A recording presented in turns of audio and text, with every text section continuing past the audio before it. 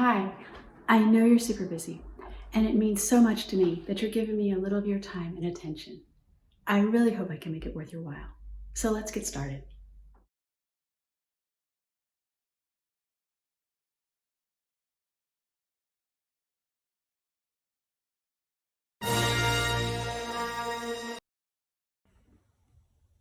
I removed the soundtrack for copyright reasons.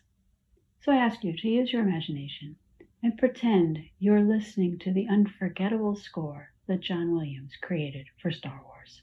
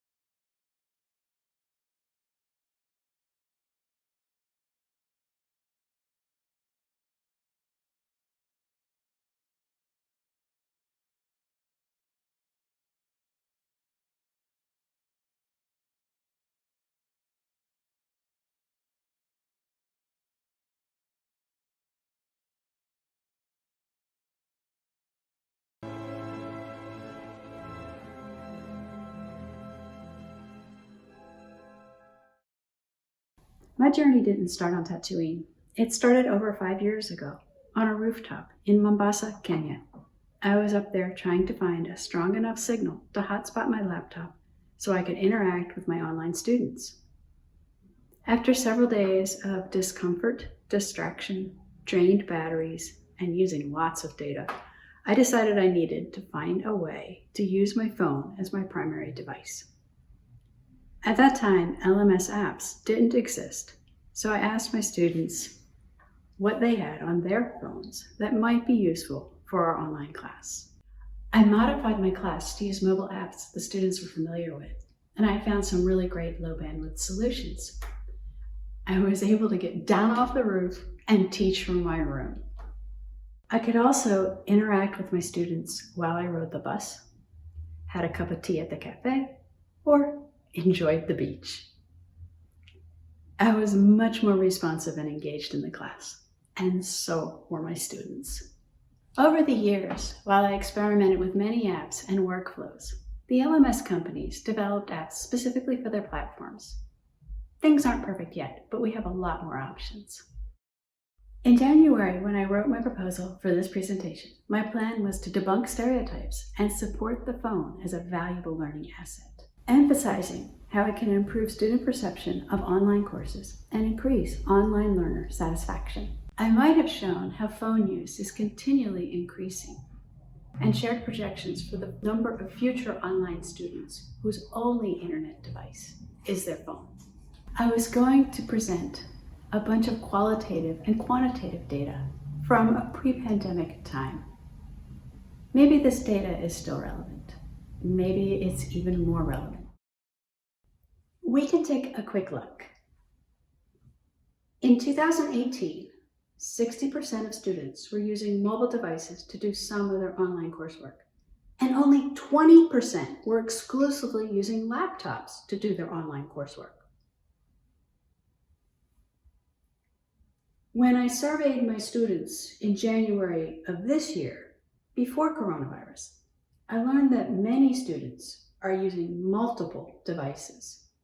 Even if they have a computer, students frequently begin a task on a phone and continue it later or complete it on a computer. It is also interesting that pencil and paper is popular. We'll take a look at why that is in a little bit. This data from Learning House in 2018 sheds light on what tasks students are doing with their devices. Communication is big, and communication is a key component of engagement. On this chart, the accessing LMS part also includes communication like posting to discussion forums and classroom chats.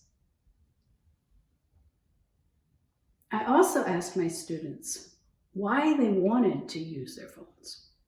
Here are just a handful of the reasons they shared with me.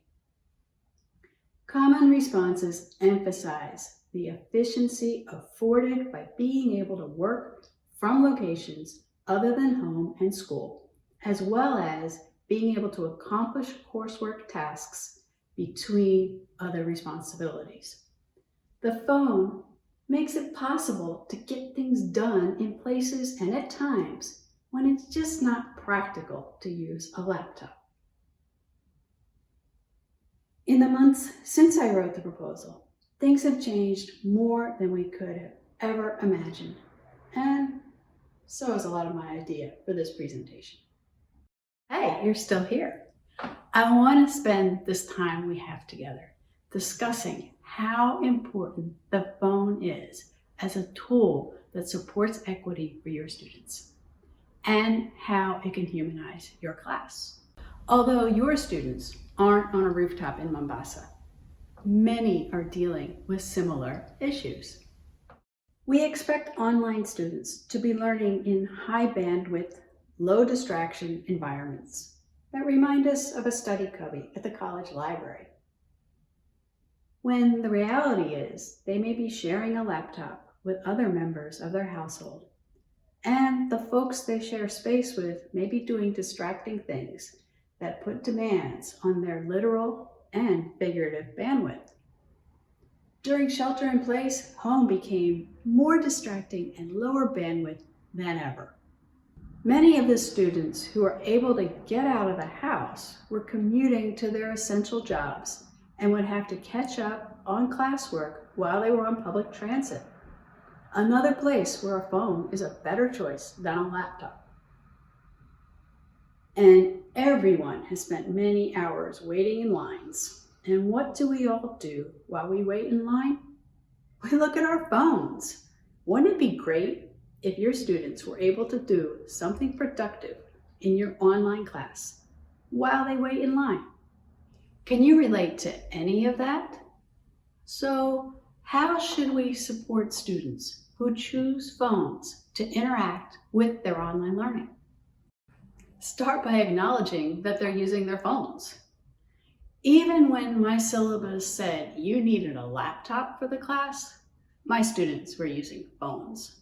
Sometimes they used them in really ingenious ways.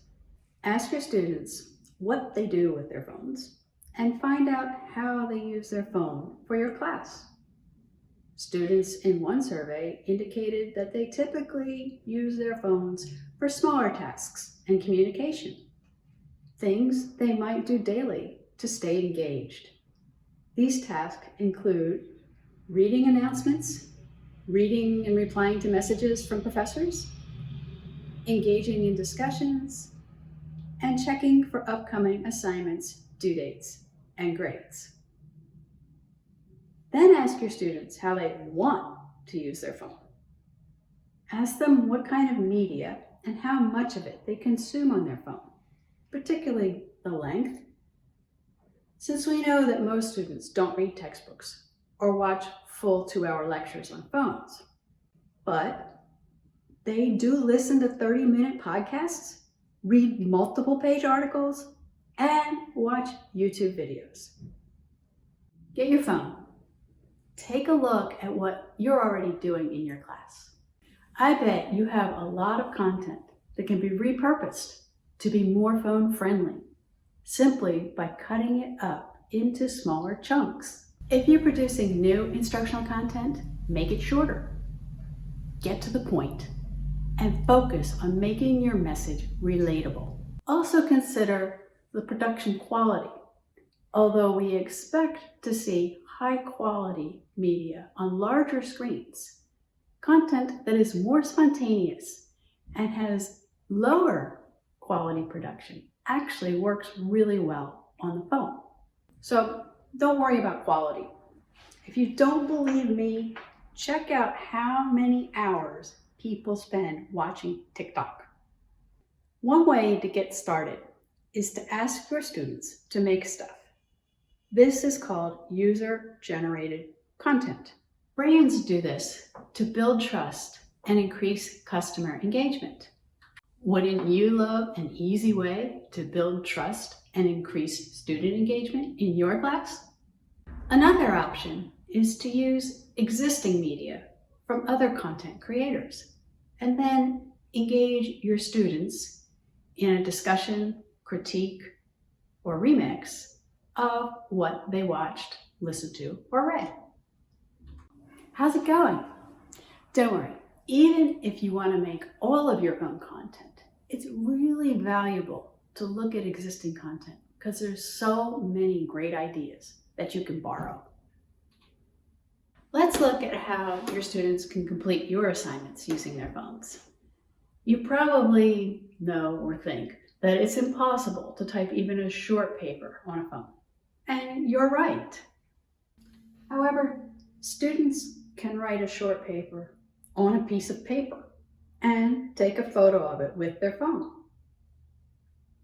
If you teach math or sciences, you might be worried that the phone doesn't have the necessary notational symbols. But students can write their equations on paper and take a photo of it with their phone.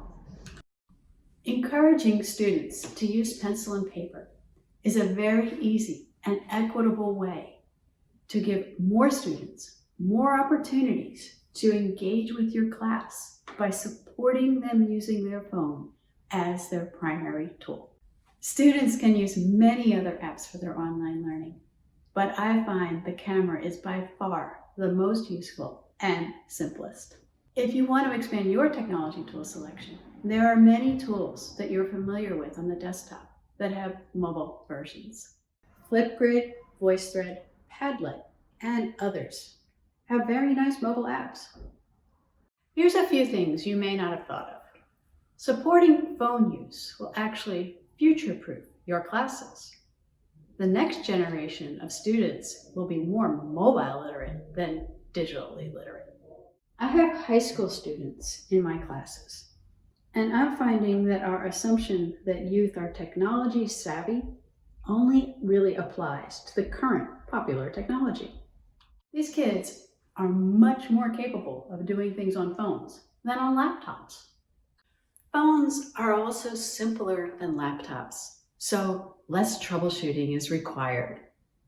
And the capabilities of upcoming generations of smartphones will overlap with Chromebooks and low-end laptops.